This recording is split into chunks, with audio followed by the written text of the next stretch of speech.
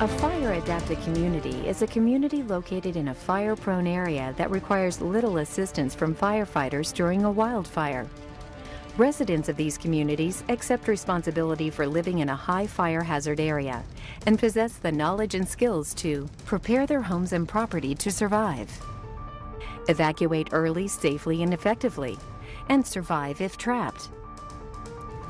The key elements of a fire-adapted community include community protection, access, defensible space, built environment, and evacuation.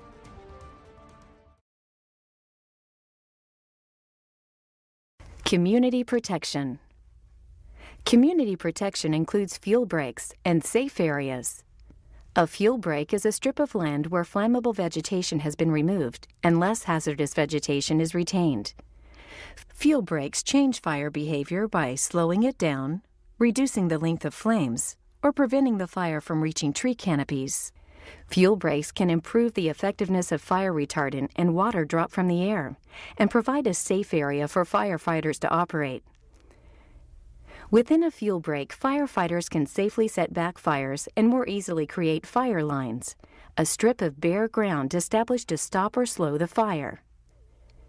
The effectiveness of a community fuel break increases when it is coordinated with the defensible space of adjacent homes.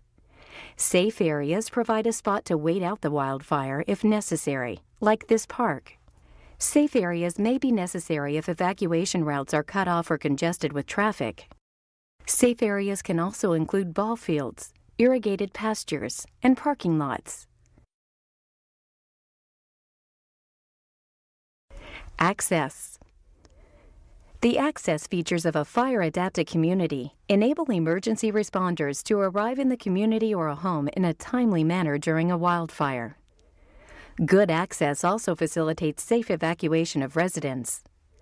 Some of this community's important access features include homes that are located at the end of long driveways or dead-end streets have adequate turnaround areas suitable for large fire equipment.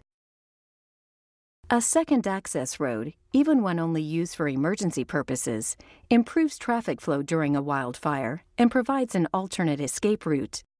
Street and address signs feature characters that are at least 4 inches high and made of reflective, non-combustible material. Street signs are posted at every intersection. Address signs are readily visible from the street. Defensible space. Homes within a fire-adapted community have effective defensible space. The term defensible space refers to the area between a house and an oncoming wildfire where the vegetation has been managed to reduce the wildfire threat and allow firefighters to safely defend the house. In the event that firefighters are not available, defensible space improves the likelihood of a house surviving without assistance. Oftentimes, the residential landscape surrounding a home serves as defensible space. Defensible space is comprised of 3 areas. The non-combustible area, an area located adjacent to the house and extending out for at least 5 feet that is most resistant to ignition. Irrigated low-growing plants are used in this area, such as lawn, flowers, and ground covers, and non-combustible materials such as concrete, rock, and pavers. Next is the lean, clean, and green area. This area is located adjacent to the non-combustible area and extends out for at least 30 feet. In many cases, the lean, clean, and green area is also the residential landscape. This area often has irrigation, is planted with ornamental vegetation, and is regularly maintained. Beyond the lean, clean, and green area is the wildland fuel reduction area. This area can extend beyond the lean, clean, and green area 30 to 100 feet or more, depending on the terrain and vegetation. This is where native vegetation such as sagebrush, pinyon pine, and wildflowers grow. Within this area, dead vegetation and lower tree branches are removed, and dense stands of shrubs and trees are thinned. Coordinating defensible space efforts with neighbors and the community fuel break can increase its effectiveness. Built environments. Houses within a fire-adapted community are built and maintained to resist ignition. They have the following characteristics: fire-rated roofs, preferably Class A rated, the roofs and gutters are kept free of fallen leaves, needles, and branches. Attic, eave, and crawl space vents are resistant to embers. Homes are covered with non-combustible siding. Windows are at least double glazed and have an exterior pane made from tempered glass. Evacuation. During a wildfire, it will likely be dark, smoky, windy, dry, and hot. There may be burning embers blowing about, no power, no phone service, and poor water pressure. It can be a stressful, chaotic, and potentially dangerous situation. Residents of fire-adapted communities are prepared before a fire starts, which makes evacuation safer and more effective.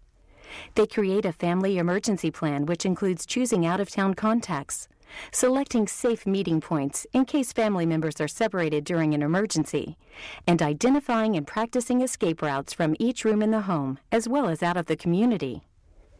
Residents have made to-go bags, which contain items needed for quick, effective evacuation. It may be the only thing there is time to grab if a wildfire is quickly approaching.